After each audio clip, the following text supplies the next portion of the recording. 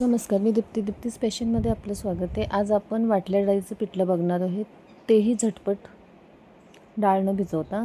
त्यासाठी डाळ घेतली मी मिक्सरमध्ये, अशी जाडसर वाटून घेणार आहे.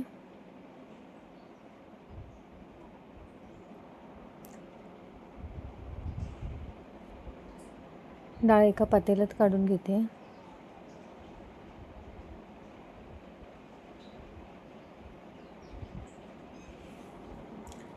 त्यात हळद,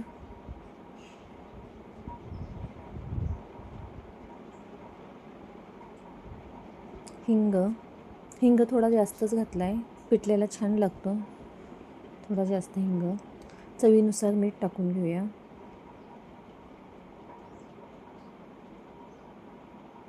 आता हे बाजूला ठेवून घेऊया. त्याच मिक्सरच्या भांड्यात 10 ते 12 मिरच्या घेतल्यात. मिरच्या तिखट नाही आहेत. त्यात 2 गड्डी लसूण घेतला आहे. लसूण थोडा जास्तच घेतला आहे. पिठल्याला नेहमी लसूण थोडा जास्त असलेलाच चांगला लागतो. व 1 चमचा जिरा घेतला आहे. जिरे वाटणातच टाकणार आहे मी. आता हे पाणी न घालता जाडसर वाटून घ्यायचं आहे.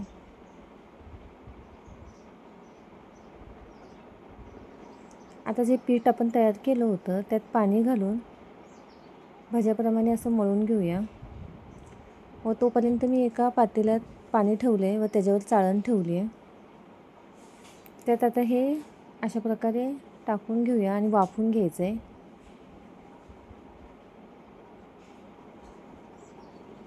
वाटल्या डाळीचं पिठलं खूप छान लागतं, पण करायला वेळ लागत असल्यामुळे सहसा केलं जात नाही.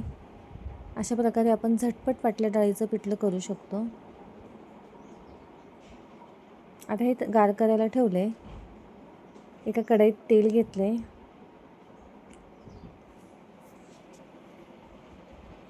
त्यात मोहरी टाकूया.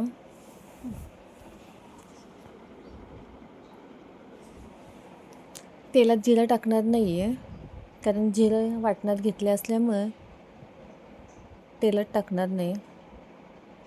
आता जिरे तडतडले की त्यात हिंग टाकून घेऊया.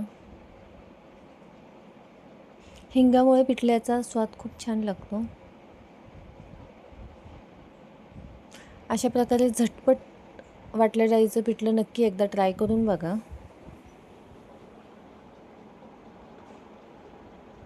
हिंग पाव चमचा घेतला आहे व 2 मोठे कांदे चिरून घेतलेत, ते टाकलेत.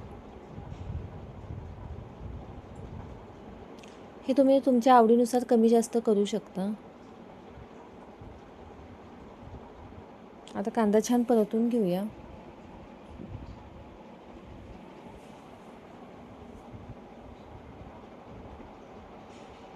आता त्यात जे लसूण, हिरवी मिरची व जिरं ह्याचं वाटण केलं होतं आपण, ते टाकूया. हे सुद्धा तुम्ही तुमच्या आवडीनुसार, तुम्हाला जेवढं तिखट पाहिजे त्यानुसार तुम्ही टाकू शकता. आता छान परतून घेऊया. तोपर्यंत हे गार झालेलं मिश्रण मिक्सरच्या त्याच भांड्यात घेतलं आहे. आता पल्स मोडवर फिरवत असं बारीक जाडसर वाटून घेणार आहे. जसं वाटल्या डाळीचं पिठल्याचं स्ट्रक्चर असतं त्याप्रमाणे आपण तयार करून घेतलं आहे. आता चवीनुसार मीठ टाकून घेऊया. आपण डाळ शिजवतानाही मीठ टाकलं होतं, हे लक्षात ठेवून यात मीठ टाकायचं आहे. आता हे कांद्यापुरतंच मीठ टाकलेलं आहे. आता भरपूर अशी कोथिंबीर टाकूया त्यात.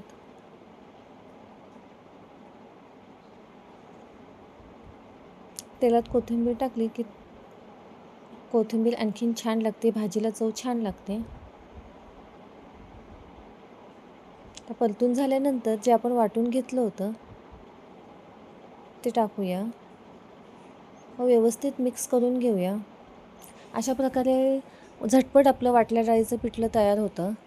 एकदा नक्की ट्राय करून बघा.